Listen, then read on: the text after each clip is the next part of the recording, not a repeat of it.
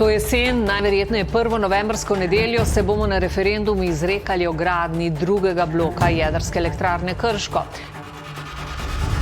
Se kampanja še ni začela, je dogajanje že zelo vroče. Slovenija je jedrska država, ki se hoče razogljičiti tako kot ostala Evropa.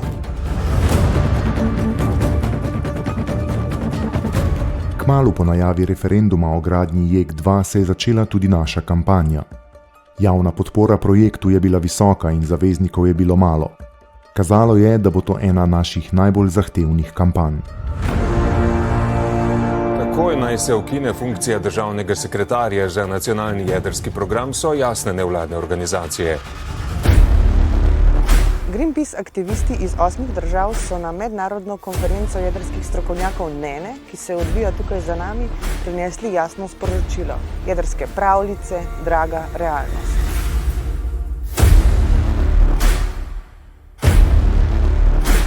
Letos jeseni nas čaka referendum, na katerem se bomo volivke in volivci izrekali o gradnji drugega bloka jedrskega reaktorja v Krškem, tako imenovan projekt JEK2.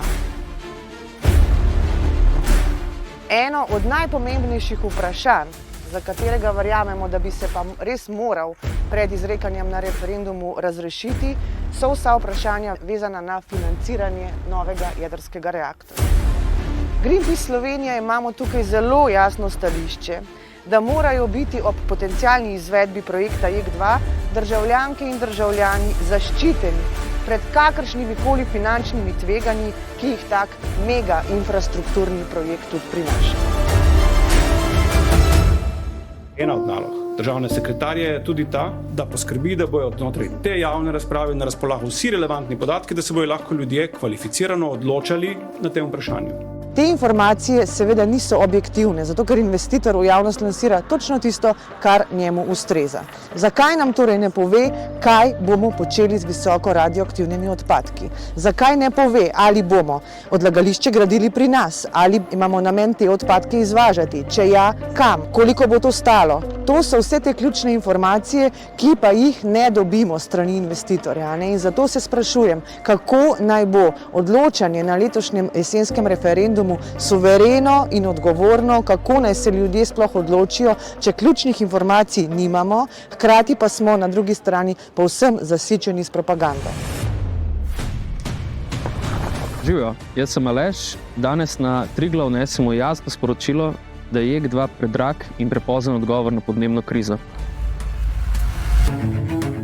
Prav zato smo izkoristili vsako priložnost in opozarjali, da politika projekt vodi netransparentno in da jedrska energija ni prava rešitev za našo energetsko prihodnost.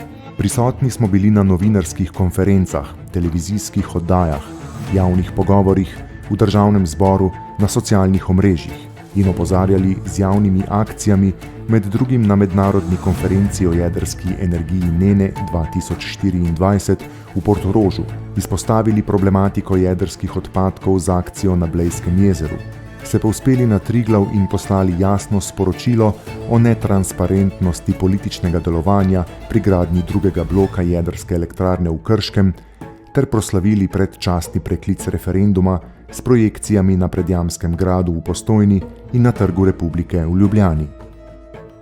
Opozarjali smo na vse možne načine in se nismo ustavili.